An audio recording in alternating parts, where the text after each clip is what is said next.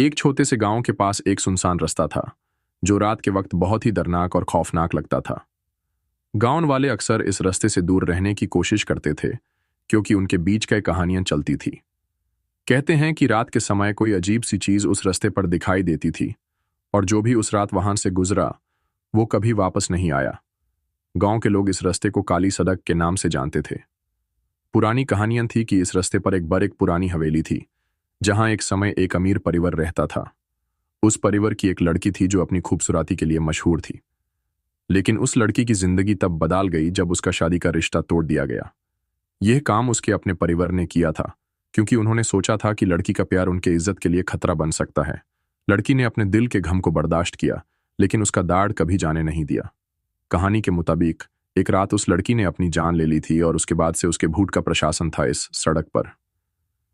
एक दिन एक जवान लड़का राजीव, जो कि एक शहर से गांव आया था, उस रात इस रास्ते से गुजरने का फैसला करता है। राजीव को नहीं पता था कि यह रास्ता कहां तक खतरनाक है। उसने सोचा था कि बस एक पुरानी कहानी है जो लोगों ने बनाई हुई है।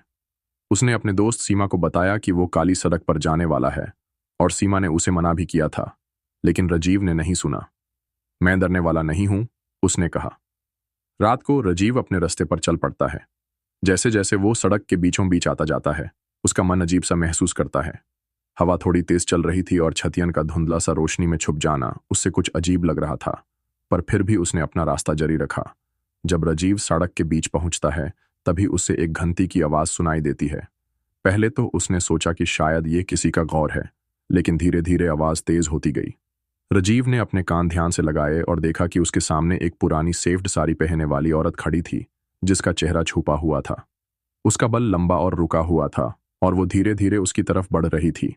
राजीव का दिल थोड़ा तेज धड़कने लगता है, लेकिन उसने अपने आप को संभाला और सोचा ये सब बस एक जहनी हलचल है।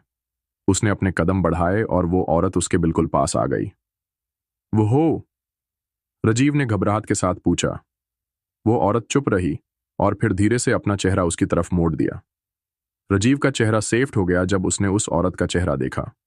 उसके चेहरे पर झुलसी हुई लाल निशान थे, जैसे किसी ने उसे जिंदा जलाया हो, और उसकी आंखों में एक अजीब सी चमक थी जो बिल्कुल इंसानी नहीं थी।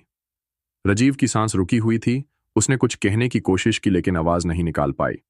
मैं बस तुम्हें अपनी कहानी सुनाना चाहती हूँ, उस औरत की आवाज आई जो अब राजीव के कान के पास थी।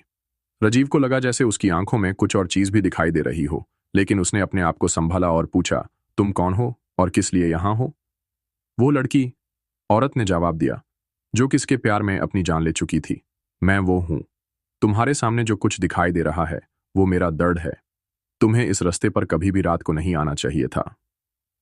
उस औरत की बातें सुनते ही राजीव को लगा कि कोई भारी साया उसके आसपास घूम रहा हो। तभी उस औरत ने अपने हाथ बढ़ाए और राजीव के चेहरे के पास लाए। उसकी उंगलियों से एक ठंडी हवा का झोंका महसूस हुआ जो उसकी पूरी जिस्म को कान पाता था। राजीव ने अपनी आंखें बंद कर ली और जब उसने आंखें खोली तो वो औरत वहां से गायब हो गई थी।